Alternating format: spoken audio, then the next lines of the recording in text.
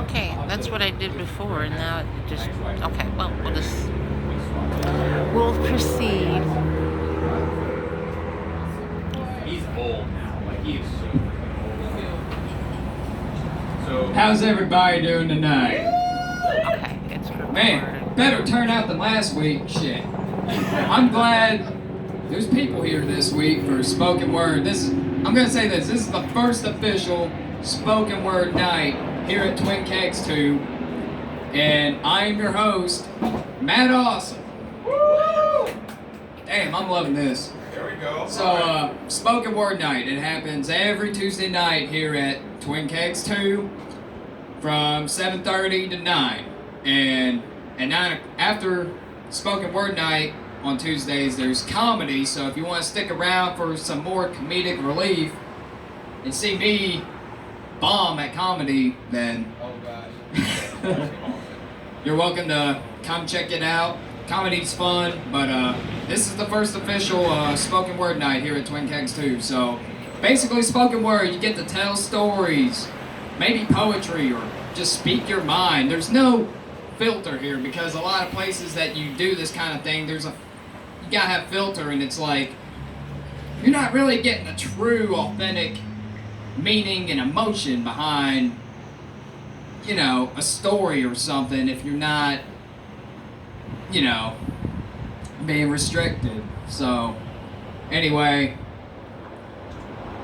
a little bit about myself, because there's only 3 people gonna be up on this mic. Maybe more if people decide to come up here. So, a little bit about myself. I am a storyteller throughout Nashville. How that happened, I was in a band that never became to be. And in this band that never became to be, I was around a bunch of toxic people, and, well, it led me to do storytelling, because my interactions with them, just being around them, it could be a movie, So, it's like, well, shit. It's a great story, but, I could be talking about that particular story for, like, days. So I'm not gonna talk about it. I'll probably talk maybe a snippets of it, every week. But, fuck. I really don't know what story I'm gonna talk about tonight, because I'm so fucking hyped. I get to host a spoken word night, which, that's fucking great during this pandemic. If you want my views on it, I think this pandemic's a bunch of horse shit. Don't get me wrong, it's real, but, God, the media portrays it. God, I promise not to get involved in fucking politics, but damn, this is just... Hey, this is spoken word. You get to speak your mind and tell stories. But, around this time last year, I actually told one of my best stories up to date. And this story, is what kind of led me to do comedy. Because I had some funny bits in it, but it was really a sad, somber story. But the first half of it, people were laughing their asses off, which it threw me off guard when I was on the stage at Douglas Corner Cafe, which is where I got my start to do this kind of shit. But they unfortunately closed down, which sucks, because that was my favorite place to do storytelling or spoken word. But now that I'm allowed to host a night like this here at Twin Kegs, which has become my favorite place here in Nashville, they got the best burgers, they got great drinks. I mean, you can't beat it. They got great music, they got comedy, and now spoken word. I mean, what more can you ask? And by the way, it happens. Gotta get a drink. Anyway, Jack and Coke. That is my go-to drink. And by the way, I don't know if it was that story I told last year, but I actually met the guy that wrote the text of the story of Jack Daniels on the Jack Daniels bottle, believe it or not. He actually told a story before me, which I thought was pretty fucking rad, because I was drinking my Jack and Coke that night, and during his story, he was on before me, and he mentioned that he wrote the text of the story about Jack Daniels. I was like, damn, this is a cool ass venue, telling stories, and meet the guy that wrote the story about him on the bottle. So anyway, I guess the story I'll talk about tonight is the story I told around this time last year. You know, I was in a band that never came to be, and it led me to do this. But there was one particular night that happened.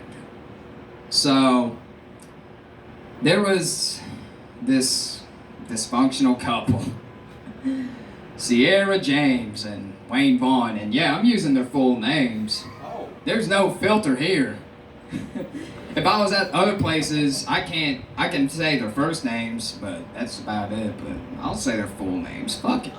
I'm the host. I can say whatever I want. Anyway, so I was in a band with these fuckers, and we were out at Opry Mills one night, and Wayne needed a cigarette. I don't smoke cigarettes. I smoke that Mary Jane though from time to time. I ain't gonna lie. I mean, a lot of people do. I don't know why I said that, but anyway. So we were out at Opera Mills one night, and Wayne needed to smoke his cigarette. Whatever. It was a cold December night. It was windy as hell.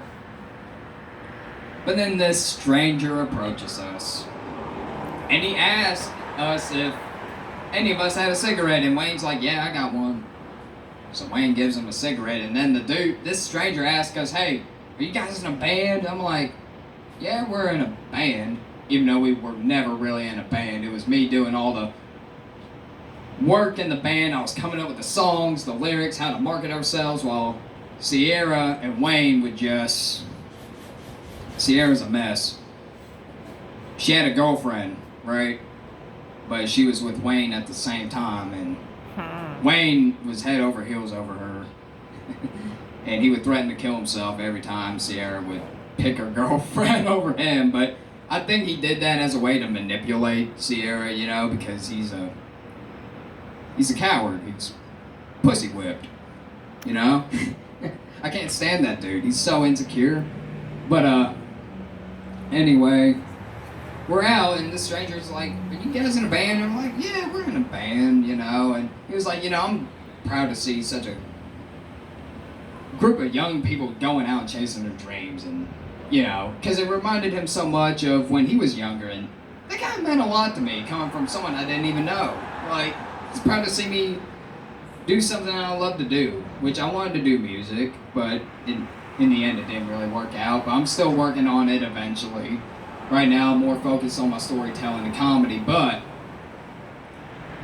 he was proud to see us do, you know, this band thing, and there was one question he asked. You know, the stranger was talking to me and Sierra and Wayne for like an hour outside Opry Mills, and it's 40 degrees outside, and he was like asking us how old was he? I didn't have a fucking clue how old he was. I guess he was 40 years old, but he was actually 30. I mean, he had bloodshot eyes, and you could tell he was on some kind of drug, but anyway. So, he gave Wayne $5 for guessing his age correctly, but then he, eventually he had to go pick up this Spider-Man game at GameStop at Opry Mills. But, you know, we exchanged contact information, and, you know, he wanted to add us on Facebook and whatnot, and he gave us all a hug before he left, but he said something to me that I don't really remember because he was kind of mumbling towards me. But if I had to take a guess what he was mumbling towards, I want to say, hey, do you need some weed, man? You know, like, at the time, like, I mean, I smoked, but it was like, I don't even know this guy, and he's asking me if I needed weed. Like, he was on something. But anyway, but I got his contact information. So, after that night, I I had drifted apart from Wayne and Sierra. I wanted to get away from them because they were toxic, and Wayne had missed a court date, and he had asked me the night prior. No, he had Sierra ask me the night prior because he's that much of a coward if I can give him a ride to his court date. And I'm like, hell no. Why are you waiting this long? Like, a court date's that important to you. Why are you asking me the night before? You know, and they were hiding in the shed to hide from certain people. That's how toxic they were. And I had to cut ties from them. And what's funny is Sierra had got caught cheating by her own girlfriend, right? And because Wayne stupidly had a tattoo of Sierra's nickname on his arm, and her girlfriend found out about it on Facebook Live. But days after that, Wayne proposed to Sierra, right? God, he's so stupid. But what the funniest part about it though was he was head over heels about it. But I asked Sierra, how does it feel to be engaged knowing y'all can't even afford a wedding? And she's like, it's okay, I guess. But I knew she always preferred her girlfriend over Wayne, and what's funny is she actually dumped Wayne and got back with her girlfriend, who her girlfriend caught her cheating. So they're back together, and now they're engaged from what I've heard. Even though I don't give a shit about them, because they're a bunch of cunts. I'm gonna leave it at that. But anyway, Wayne was left traumatized, never heard from him again, but that stranger though, he messaged me a month later after that interaction we had at Opera Mills, and he's like, hey, how are you doing, brother? And I'm like, oh, not much, man. I'm doing great, you know. I got this new job, and I didn't tell him about the situation with Sierra and Wayne because, you know, he had their contact information, but it was like, you know, I didn't want to, like, cause any more tension. I didn't want the drama, but I kind of kept it brief, but then he didn't even reply back in a way that he was like, I said, like I briefly mentioned it, but then I was like, so how you been, man? And he was like, oh, have you ever seen this movie? Like, I asked him how he was doing, but instead he replies, have you seen this movie? And I'm like, no, I've never seen that movie. And that was the end of the conversation. Literally, I've never heard from him ever again. So a few months go by, I'm doing great. Got away from Sierra and Wayne. But a week before my first storytelling gig, I wake up one day and I'm scrolling through my Facebook and I saw something that caught my attention, and it was an obituary of that stranger. And I'm like, this is weird. Like, do I know this guy? Like, why is this on my newsfeed? But then I click on it, and then I came to realize, oh, that was that stranger that I met at Opera Mills that one night that was said he was proud to see such a group of young people chasing their dreams and whatnot. So that caught me off guard, and that day it just like, deaths don't usually affect me, but his death, like that day I just couldn't, like all I could think about was that night at Opry Mills, because I was like, because it meant a lot for someone I didn't know to say that they were proud to see me do what I love to do. And so like just a week before my first story gig, like I didn't know how he died. Like I don't know if it was a drug overdose or suicide or what, but it just like, damn, like if only he knew. Like I don't even know if he did knew that I had a story gig coming up, my first one, because I'm sure he would have been stoked to hear about it, because my interactions with him was great based off my end, but I mean, I'll never know. But anyway, so that's basically the story I told, and it was one of the stranger things that happened to me in Nashville. So I guess that's my fucking story tonight, you know. Fuck. I mean, I told this a year ago at Douglas Corner Cafe, and I mean, hey, it's what led me to do comedy, because I had some funny bits through the first half of it. But I mean, I did. But I mean, it's funny because when I told that story and I showed the video, The original's way better because I was just so fluid in everything I said, but it was like, when I showed the video to my old coworkers, they're like, dude, you should try comedy. Well, I took their advice 6, 7, 8 months later, so. But, that's my story tonight. I'm your host, Matt Awesome.